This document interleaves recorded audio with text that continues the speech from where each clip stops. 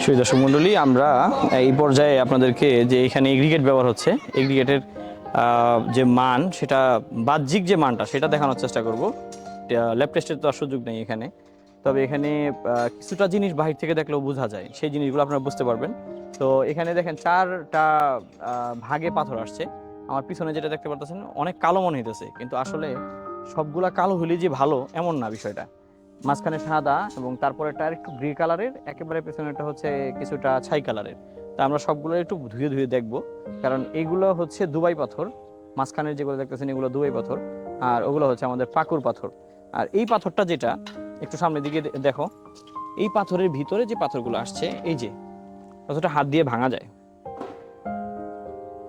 এই যে এটা হচ্ছে এই পাথর।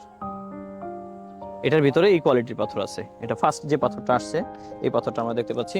তো এই পাথরের মান কিরকম হবে এটা আপনারাই বলতে পারেন, দেখলেই বোঝা যায় যে হাত দিয়ে ভাঙা যায়, হাত দিয়ে ভাঙা যায়। যেটা আপনার ইটের ভিতরে যেটা থাকে যে ঝাওয়া বলে আপনার, লাইকে সেম কিছুটা এরকম। এটা এটা আমরা যতটুকু জানতে পারছি সেটা হচ্ছে যে মেঘালয়ের যে পাথরগুলো থাকে, এই পাথরগুলো এমন হয়, এগুলো দেখতে কালো কিন্তু পাথরের মান অতটা ভালো না। এটা আমি একটু ধুয়ে দেখাই, সামনের দিকে আনো। এই যে এটা কিন্তু দেখতে খুবই কালো, কিন্তু পাথরের মান একেবারেই বাজে, পাথরের সাউন্ডও বোঝা যায়। এটা ফিল্ড টেস্ট, আপনারা যারা পাথর নেন তারা ইচ্ছা করলে ফিল্ড টেস্ট করতে পারেন। এরপর একটা হচ্ছে দুবাই পাথর হিসেবে দেওয়া হয়েছে, দেখি এটার কি অবস্থা।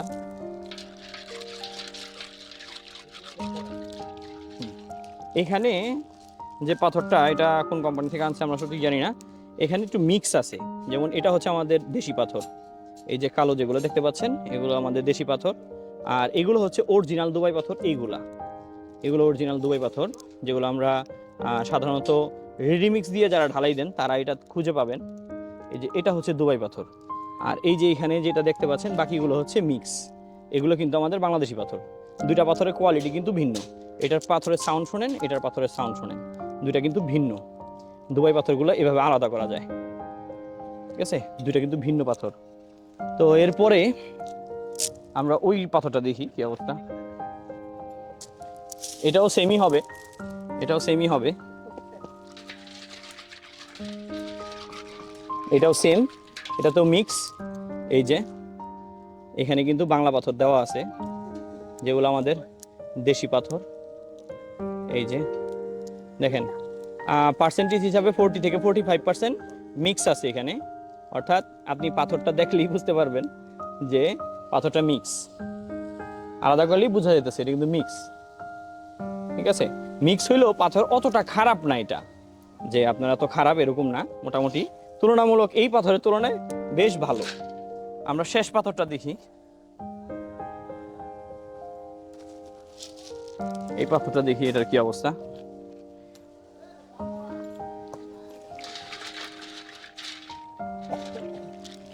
এটা আমাদের দেশি পাথর, কিন্তু এটাতে মরা পাথর আছে কিছু, তুলনামূলক দেখা যাইতেছে। এই যে একটা মরা পাথর, আর পাথরের সাইজটা যেটা আমাদের দরকার তার থেকে অনেক বড়। আমাদের হচ্ছে 3/4 ডাউন গেট দরকার, কিন্তু এখানে 3/4 ডাউন না। এটা হচ্ছে আমাদের পাইল ক্যাপে আমরা এই ধরনের পাথরগুলো বেশি ইউজ করি, তো এটা একটু সাইজটা একটু বড়। এটা যদিও আমাদের দেশি পাথর, ইন্ডিয়ান পাকুর হিসাবে চলে এটা মার্কেটে।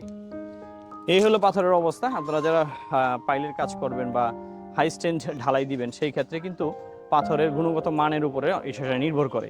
পাথরের গুণগত মান যদি ভালো না হয়, সেক্ষেত্রে কাঙ্ক্ষিত পিএসআই আসবে না, স্ট্রেন্থ আসবে না। তো এই জন্য একটু খেয়াল রাখবেন। মূল এগ্রিগেট কিন্তু এটা, এটার পরে হচ্ছে আপনার বালু এবং বন্ডিং এজেন্ট যদি ভালো হয়, সেক্ষেত্রে পিএসআই এর মান ভালো হবে। ধন্যবাদ সকলকে। আসসালাম।